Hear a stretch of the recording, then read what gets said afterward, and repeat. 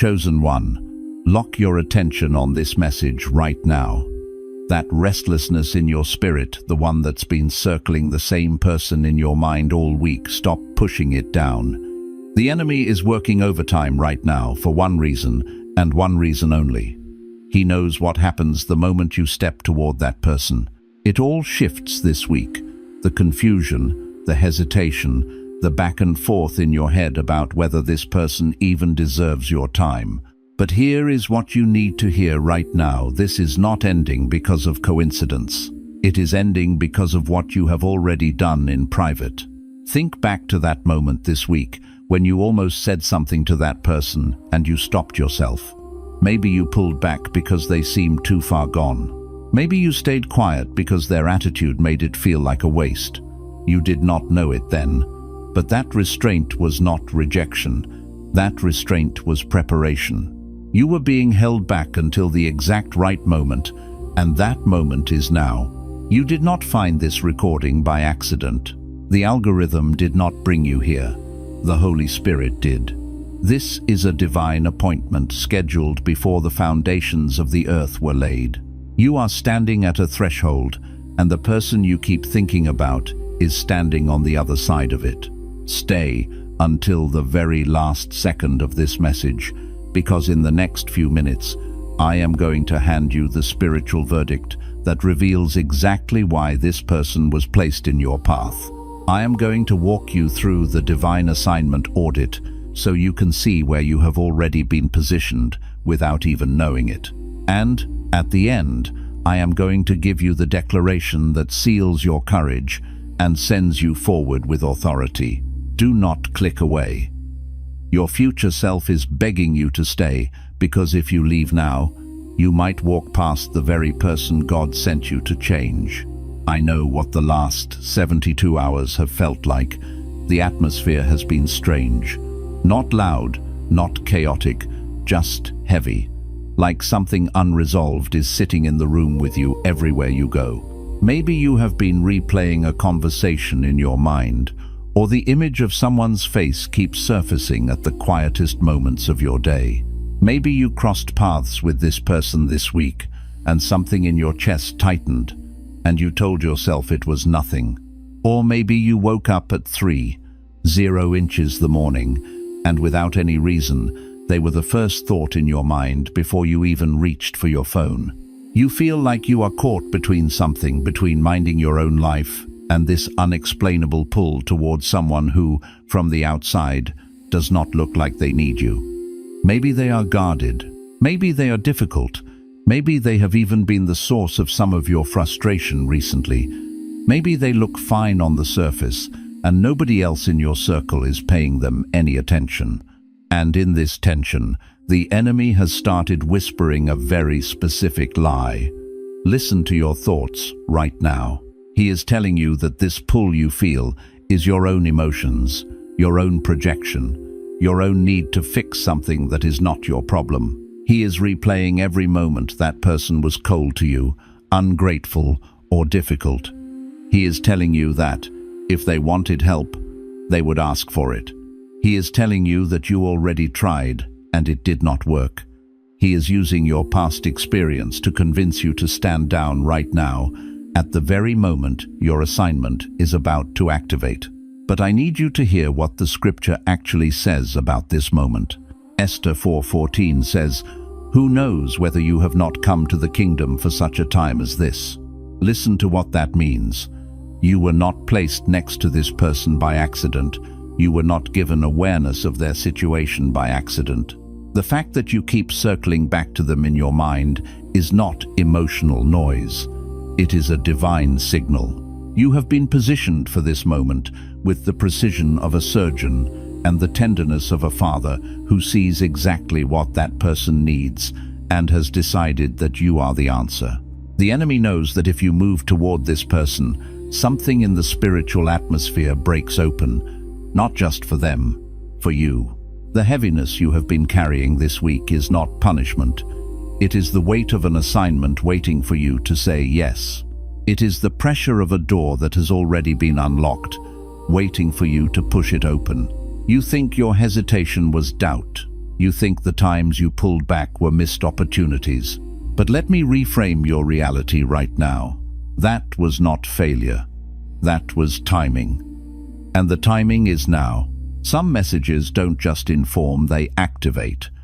If something stirred deep in your spirit just now, you may be ready to receive the Chosen One's blueprint. This sacred guide reveals the 8 divine patterns behind your calling, your suffering, and your destiny. It also comes with the full audiobook, so you can absorb it during prayer, rest, or quiet moments with God. And for those called to speak His truth, you'll also receive Activating Your Prophet Mantle, a powerful bonus ebook for those carrying a prophetic assignment. The link is in the first pinned comment, but only for a limited time. Now let's go deeper into what was just opened. The very fabric of your current experience may hold a divine code, a secret language from heaven. There is a person in your life right now who doesn't look like a mission. They don't arrive with a halo or a celestial glow announcing their sacred purpose. Instead, they look precisely like the opposite, a relentless problem, an unbearable burden that clings to you like a heavy cloak. They manifest as the one who seems to perpetually drain your energy, leaving you parched and weary. They are the constant source of frustration, the grit in the gears of your daily peace. They are the one who, no matter how much you pour out, no matter how much wisdom, love, or truth you offer, simply refuses to receive, their hands seemingly closed against every good thing you extend. Every instinct of your flesh screams for release, for escape, for the blessed relief of walking away from this relentless weight. Every logical, rational voice in your head articulates a compelling argument. You've done enough. You've given more than your share. It's time to cut your losses and preserve your peace. But something deeper than mere habit, something far more ancient than the timeline of this particular relationship, holds you tethered.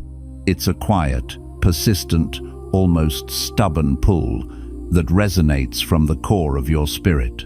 And let me tell you that something, that undeniable, magnetic draw that defies logic and comfort, is not weakness. It is not some unhealthy pattern of codependency. It is certainly not a spiritual flaw that you need to overcome. It is, in its purest, most potent form, assignment. It is a divine directive woven into the tapestry of your destiny. But here's what most people tragically miss, what the enemy fervently hopes you overlook. Assignment rarely, if ever, arrives wrapped in pristine clarity, adorned with ribbons of understanding and ease. No, often it makes its grand entrance shrouded in confusion, cloaked in profound pain, presenting itself in the guise of someone who, with every interaction, seems to make your life infinitely harder, more complicated, more draining, long before they ever become a source of meaning or divine purpose. This is a masterstroke of deception from the enemy. He understands this divine principle better than many believers. So, he works overtime, relentlessly, to meticulously craft your sacred mission into what appears to be your deepest misery. He wants you to equate challenge with condemnation, resistance with rejection, and struggle with failure. His strategic aim is for you to abandon your divinely appointed post prematurely, to walk off the battlefield before the first signs of the harvest appear. Because if you yield to the pressure and leave too soon, succumbing to the illusion of futility, you will never, ever get to witness, let alone partake in, the glorious fruit that God specifically placed you there to cultivate and produce. You will miss the transformation that was always destined to unfold. Consider the profound, almost unimaginable, narrative of the prophet Hosea. His story is a stark, powerful testament to this truth. God, in His sovereign wisdom and with a breathtaking display of covenant love, commanded Hosea to marry Gomer, a woman who would inevitably, repeatedly, and publicly betray him, sinking into a life of harlotry. This wasn't a sadistic whim from God. It wasn't because the Divine Father wished to inflict suffering for suffering's sake upon his faithful servant. No, the purpose was far grander, far more eternal. It was because, through that agonizing, relentless suffering, through the public shame, the heartache, the indignity of a love repeatedly scorned, Hosea would become more than just a prophet speaking words. He would become the living, breathing, walking embodiment of God's own relentless, unwavering, scandalous love for a people, Israel, who, much like Gomer, kept straying, kept walking away from their covenant vows into spiritual adultery. Hosea's pain was not a cosmic accident, a random stroke of misfortune. It was profoundly intentional. It was deeply prophetic. His divine assignment didn't wear the glamorous cloak of a celebrated minister. It wore the raw, bleeding face of heartbreak and public humiliation. And yet, through that crucible of personal agony, something eternal was indelibly written into the annals of sacred history, a testament to divine faithfulness that still echoes through the ages. If Hosea had succumbed to the natural urge to walk away when the pain became unbearable, and make no mistake, it did hurt, deeply and persistently. That powerful, living message of God's enduring love would have died, suffocated by the prophet's pursuit of personal comfort. The world would have been robbed of a profound revelation. You, too, are carrying something strikingly similar, a weight of purpose that often masks itself as hardship. And what's coming next will likely surprise you, because what I'm about to show you is not primarily about them, the person who seems to be your greatest challenge. It never was. The intricate design of this assignment, the deep spiritual work unfolding, is ultimately a testament to what God is doing times in times you. The first, and perhaps most challenging thing you need to profoundly understand, is this. The people God sovereignly assigns to us, the ones He intentionally threads into the fabric of our lives for a specific purpose, are rarely the people who will celebrate us with applause and accolades. They are not typically the ones who will affirm our every step or make our journey easy. On the contrary, they are often precisely the individuals who challenge the very core of who we are, who test the integrity of the thing God is painstakingly trying to build within us. Think of it like a master blacksmith forging a sword. It's not the gentle polish, but the intense heat, the relentless hammering, the sharp impact against the anvil that purifies the metal and strengthens the blade. Every single time you make the conscious, costly choice to exercise patience with this difficult person, even when every fiber of your being screams to react with frustration or anger, you are not merely enduring. You are being forged. You are being refined in the fires of divine character. Every time you choose, against all odds and discouraging evidence, to speak words of life, hope, and truth into someone who repeatedly chooses pathways of death, self-destruction, or despair, something profound within your own spirit is being deepened. A well of spiritual resilience is being dug within you. God is not simply using you as a conduit to change them. He is, with deliberate precision, using them as an instrument to complete you. The resistance they embody, the stubborn weight of their unresolved issues, is the very weight you are being supernaturally trained to lift. And let this truth sink deep. You cannot, under any circumstances, develop that kind of robust, enduring spiritual muscle in the soft, unchallenging environment of comfort. Growth demands tension, transformation requires resistance. But here's where this profound truth goes even deeper, touching the very questions of your soul. You have probably, in moments of raw vulnerability and utter exhaustion, cried out to God more than once, pleading to understand why this person relentlessly keeps showing up in your life's narrative. You've questioned why they seem so resistant to change, why your fervent prayers for them appear to simply bounce off an invisible wall, utterly ineffective. You've wondered why the very essence of what you've poured into them, your time, your energy, your love, your wisdom, seems to vanish into a void, yielding no discernible fruit. And in those moments, God has often remained quiet, a silence that felt less like peace and more like a profound abandonment, a divine dismissal of your plea. But let me assure you, that silence was never an absence. It was, in fact, a deeply personal, tailored instruction. He was watching, intently, what you would do when the immediate, tangible results didn't materialize quickly. He was testing the very foundation of your obedience. Was it conditional, dependent solely on the visible fruit of your labor, the applause of men, or the swift manifestation of change?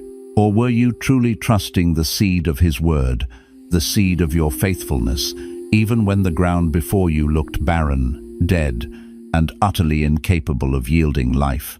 His silence was an invitation to a deeper trust, a faith that sees beyond the immediate and rests in the eternal. This brings us to a spiritual principle that most people, even within devout communities, instinctively avoid entirely.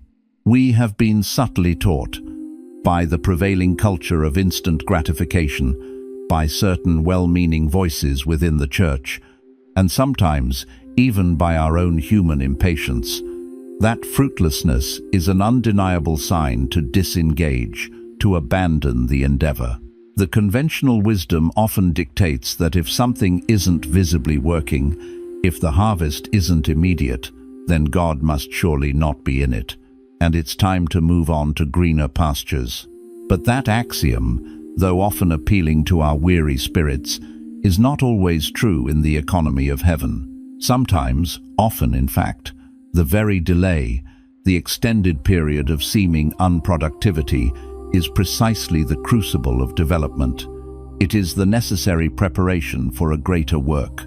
Consider the dramatic narrative of Elijah on Mount Carmel, a breathtaking display of divine power.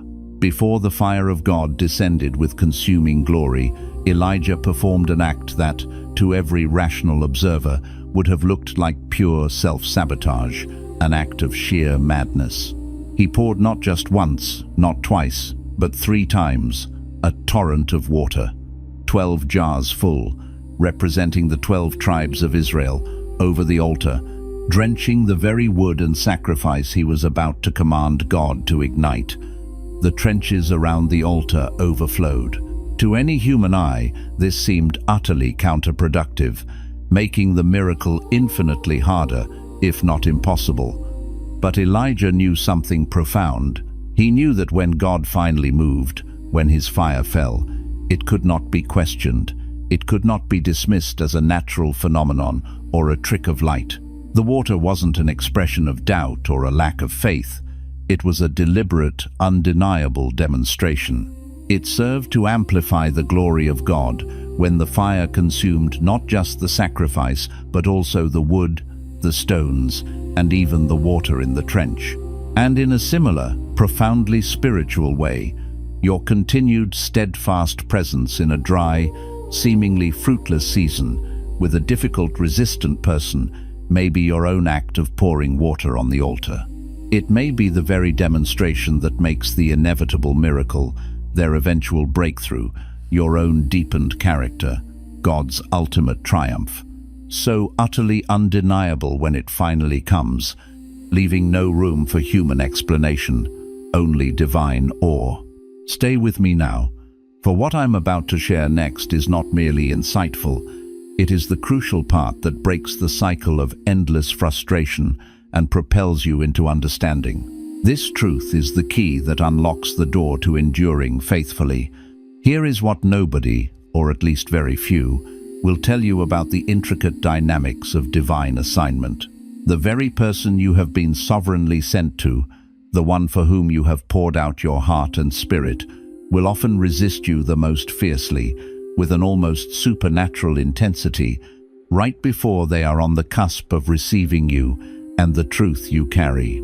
There is a profound spiritual principle deeply embedded within this pattern, a truth that echoes throughout the scriptures and the history of breakthrough. Every significant breakthrough, every powerful deliverance, Every monumental shift in the spiritual realm is almost invariably preceded by an intensification of resistance. The pressure doesn't gradually ease. It escalates dramatically just before the wall collapses, just before the dam breaks, just before the captive is set free. So, when this person in your life becomes even harder to reach, when their defenses seem to harden into an impenetrable fortress, when they pull away further into their shell, when the silence between you feels heavier and more suffocating than ever before, hear this clearly. That is not evidence that you have failed. That is not a sign that your efforts are futile and your mission is doomed. On the contrary, that is often compelling evidence that something monumental is about to break.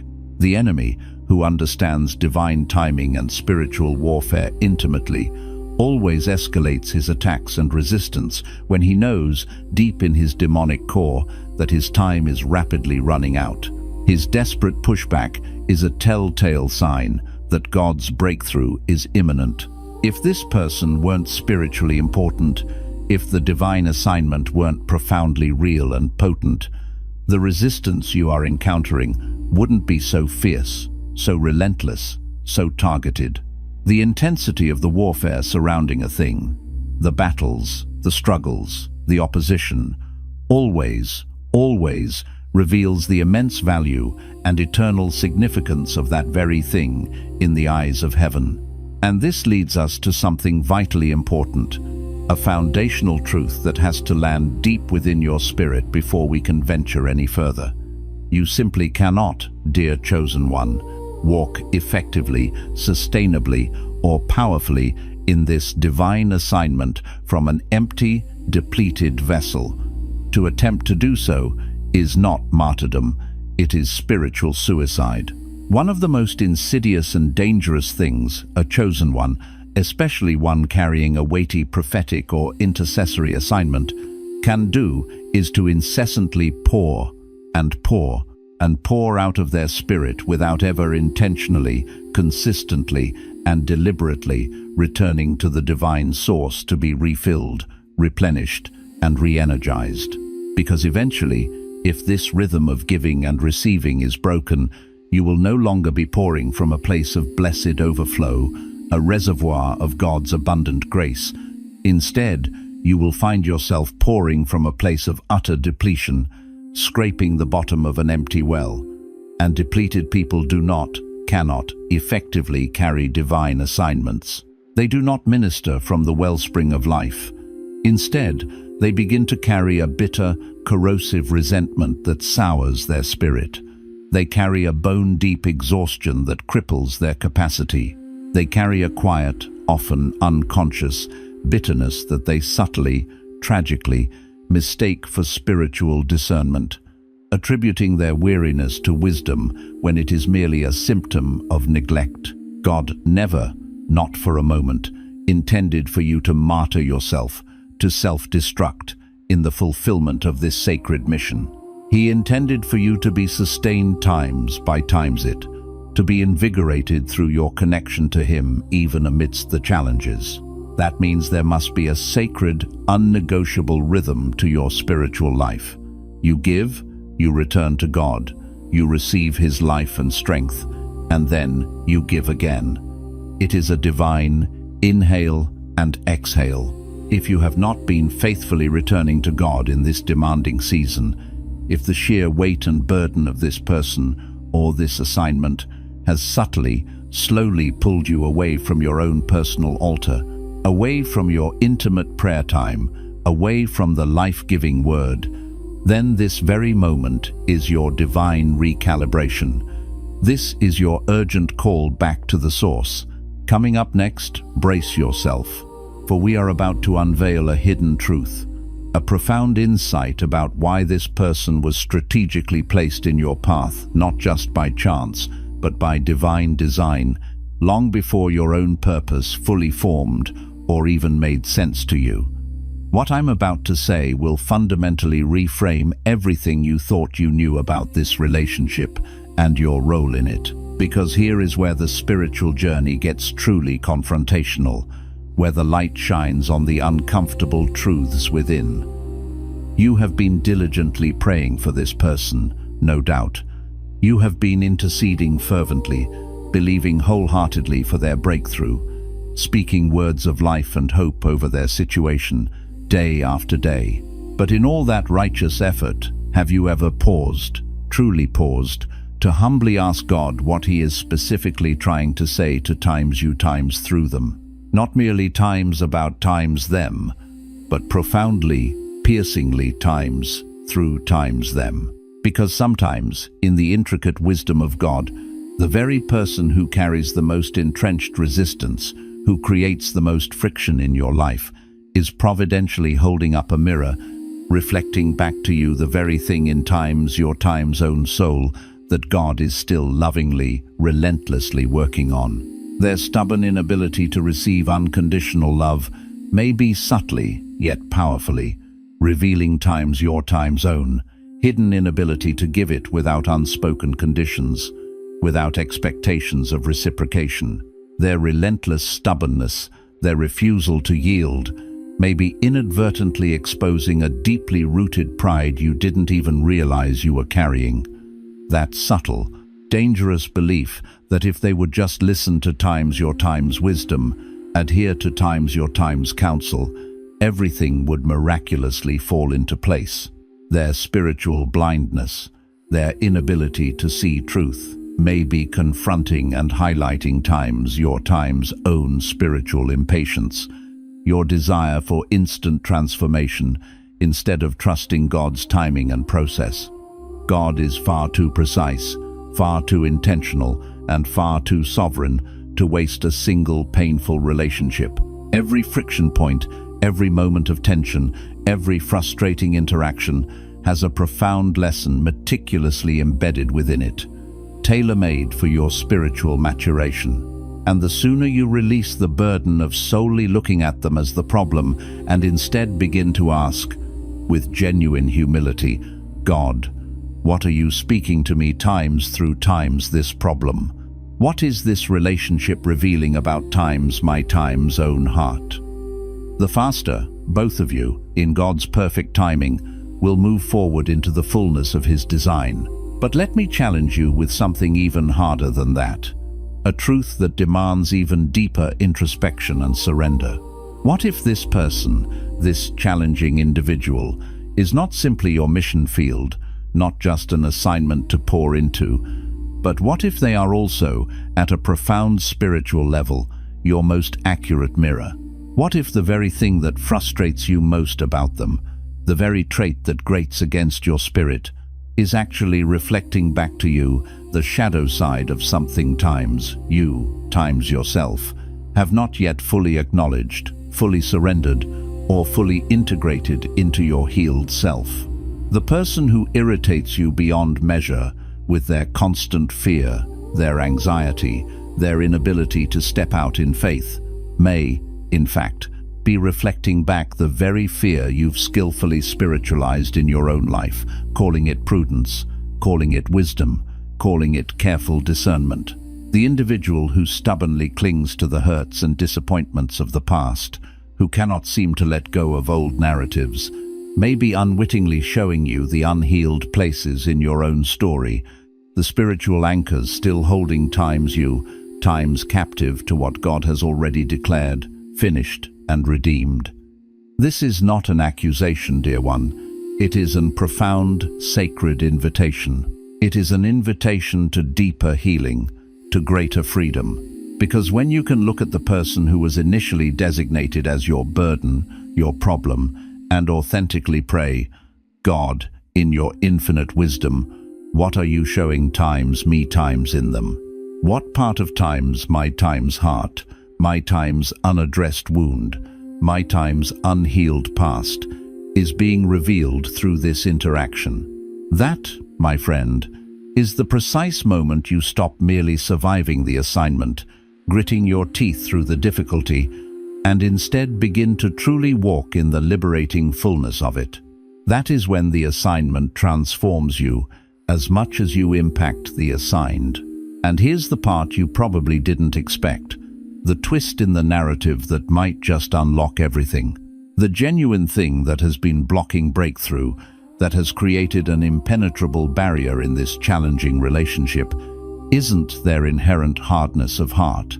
It isn't even the monumental effort you've poured into them. It's not primarily the spiritual warfare raging around them, though that is certainly real. No, the deeper, more profound blockage lies in the fact that somewhere along this arduous journey, subtly and perhaps unconsciously, you stopped truly believing God could reach them. You kept showing up. Yes, you remained physically present.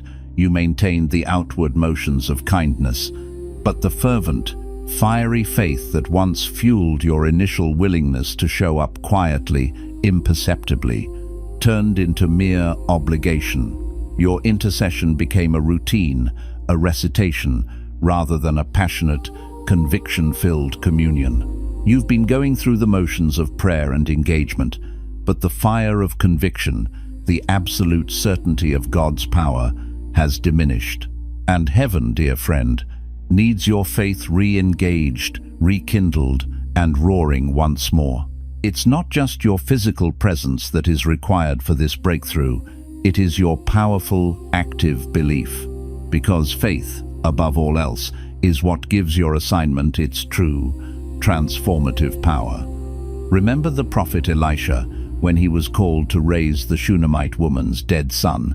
He didn't just passively stand by or offer a generic prayer. He laid himself upon the dead child, mouth to mouth, eyes to eyes, hands to hands, and stretched himself over him. He breathed into him.